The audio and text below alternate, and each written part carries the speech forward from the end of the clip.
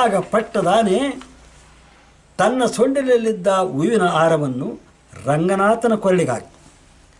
ಊರಿನ ಜನ ಪುರಜನರೆಲ್ಲ ಬಂದರು. ರಂಗನಾಥನ ಪಾದಕ್ಕೆ ಬಿದ್ದು,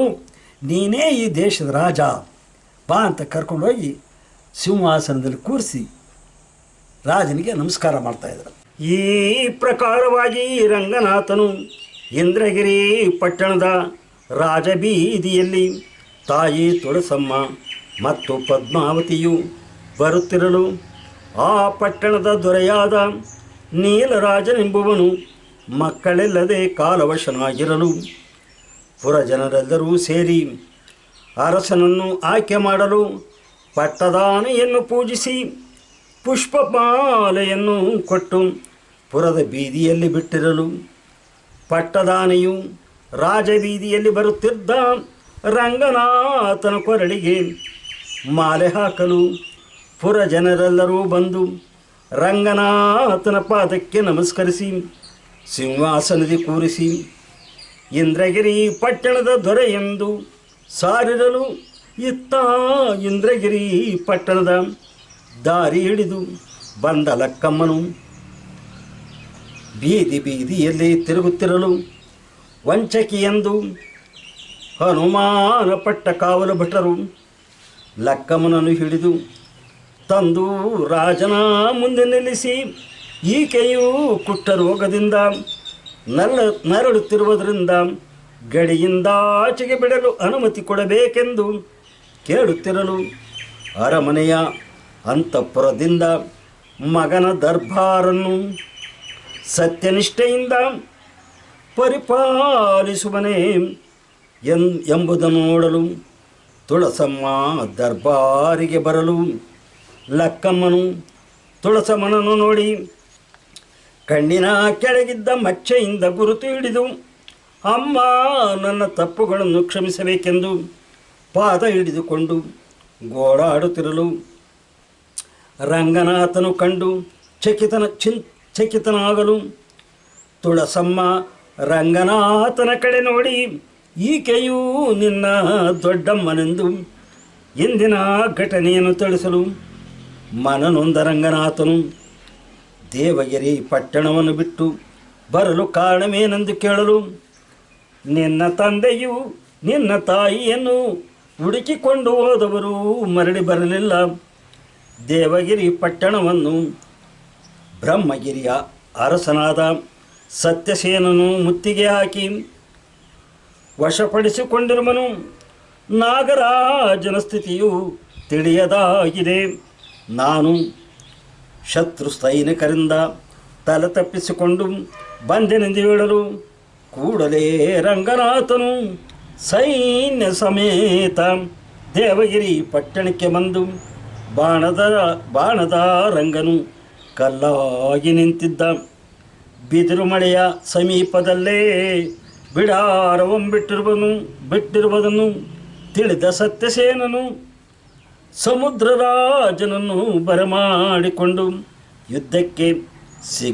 ಸಿದ್ಧವಾಗುತ್ತಿರುವಷ್ಟರಲ್ಲಿಯೇ ರಂಗನಾಥನ ಸೈನ್ಯ ದೇವಗಿರಿ ಪಟ್ಟಣದ ಕಡೆ ಹೋಗುತ್ತಿದ್ದಾರದೆಂತೇನೆ. ರಂಗನಾಥನ ಸೈನ್ಯ ಬರದಿಂದ ಹೊರಟಿತು, ದೇವಗಿರಿ ಪಟ್ಟಣಕ್ಕೆ ಮುತ್ತಿಗೆ ಹಾಕಿ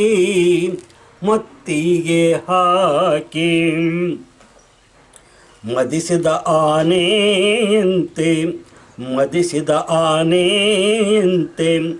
ರಂಗನಾಥನು ಶತ್ರು ಸೈನಿಕರನ್ನು ಕೊಲ್ಲುತ್ತಲಿರಲು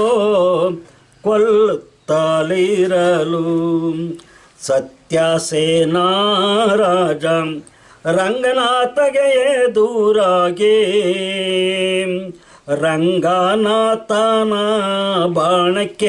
ರಂಗನಾಥನ ಬಾಣಕ್ಕೆ ಬಲಿಯಾಗಿ ಬಿದ್ದ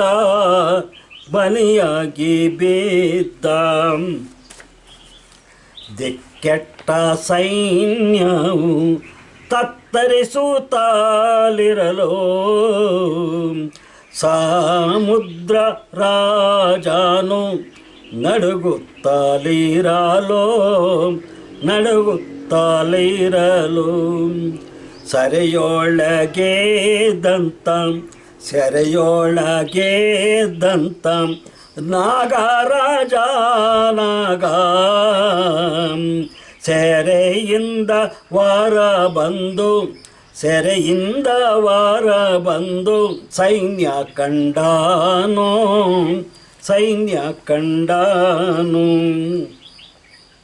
ಸಮುದ್ರ ರಾಜನ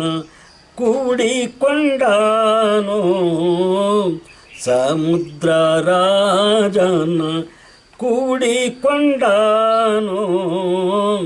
ಸೈನಿಕರಿಗೆಲ್ಲ ಉರಿದುಂಬಿಸಿದನು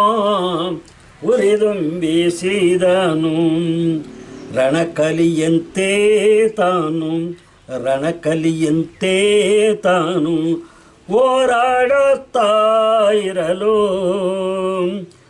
ಘೋರ ಕಾಳಗವು ನಡೆಯುತ್ತಲಿರಲು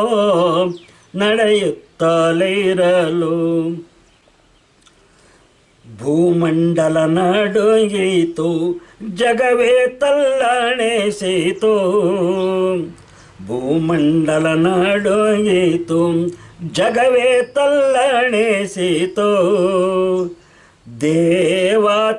ದೇವತೆಗಳೆಲ್ಲ ಹೊರಬಂದು ನೋಡೆ ಕದನವ ಕಂಡರು ಬೆರಗಾಗಿ ನಿಂದರು ಇಂದ್ರ ನಾರದ ಶನಿಯು ಶ್ರೀಹರಿಯು ಸಾಯಿತ ಶನಿದೇವ ಶ್ರೀಹರಿಯು ಓಡೋಡಿ ಬರುತ್ತಿರಲು ರಂಗನಾಥನಾಗ ಬಾಣ ಬಿಡುತ್ತಿರಲು ಭೂಮಂಡಲ ನುಂಗುವ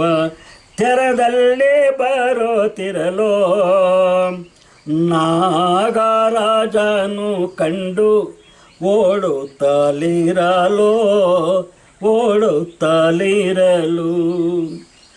ಪ್ರಾಣ ಭೀತಿಯಿಂದ ಕಲ್ಲಾಗಿ ನಿಂತಿದ್ದ ಬಾಣದ ರಂಗನ ಶಿಲೆಯ ಹಿಂದೆ ನಿಂತಾನು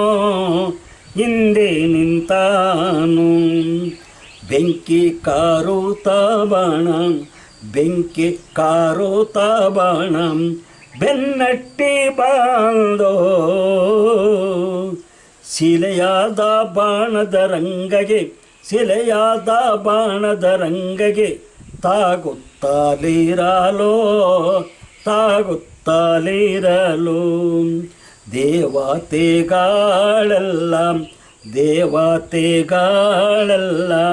ಪುಷ್ಪಗರೆಯುತ್ತಲಿರಲು